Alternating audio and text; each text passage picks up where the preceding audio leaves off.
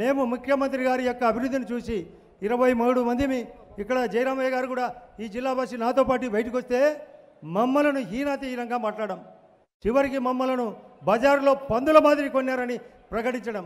నేను చెప్పే ఒక మీటింగ్లో మేము బజారులో పందులమైతే నువ్వు ఊర పందితో సమానమని. అటువంటి వ్యక్తిని ఏ విధంగా ఆలోచిస్తారో మీరు ఆలోచించండి. మేము అభివృద్ధి చేశాం, ఎన్నో విషయాలు అభివృద్ధి చేశామని చెప్తే అది ఎక్కడ అనేది ఏది కూడా నిరాశజనకంగా మాట్లాడడం. ముఖ్యమంత్రి గారు వేదం మాట్లాడితే ఆయన నిర్వేదంగా మాట్లాడడం. ఇదే నా రాజకీయాలంటే? ఇదే కుట్ర రాజకీయం. గూనికి తోడు పెద్దలు చెప్తుంటారు, గూనికి తోడు తోపుడుగాలని.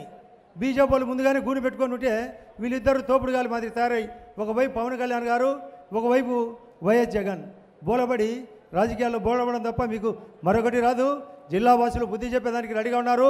మేము ముఖ్యమంత్రి గారితో గండికోట ప్రాజెక్టుకి కానీ, ఆ వల్ల కొత్తగా గాలేరు నగర్ కానీ, ఇప్పుడే శ్రీనివాసరెడ్డి గారు చెప్పినట్టు రాజోలి పథకం కానీ, బద్వేలుగు నీళ్ళ విషయంలో కానీ, ఆ వల్ల వెలుగొండ ప్రాజెక్టు కానీ, వెలుగల్లు ప్రాజెక్టు కానీ, ప్రతి ఒక్క విషయంలో ఆయన చొరవ తీసేదానికి మేము కృషి చేస్తాం. ముఖ్యమంత్రి గారు అన్ని విషయాలు తోడ్పాటుగా మనకందరికీ మద్దతు పలుకుతాడు. మన జిల్లా ప్రగతి ఆలోచిస్తాడు. ఇక్కడ రాజకీయాల కంటే అభివృద్ధి ముఖ్యమైన ఈ ముఖ్యమంత్రి గారిని మనం గౌరవించాలా? ఒక చిన్న వయసులో ఉండే జగన్మోహన్ రెడ్డిని మీరందరూ నిరాదరణగా గురి చేయాలని కోరుకుంటూ మరొకసారి చేతులెత్తి నమస్కరిస్తూ సెలవు తీసుకుంటున్నా. ఈ వీడియో మీకు నచ్చినట్టయితే లైక్ చేయండి, షేర్ చేయండి. మరిన్ని ఇంట్రెస్టింగ్ వీడియోస్ చూడడానికి మా ఛానల్ కు తప్పక సబ్స్క్రైబ్ అవ్వండి.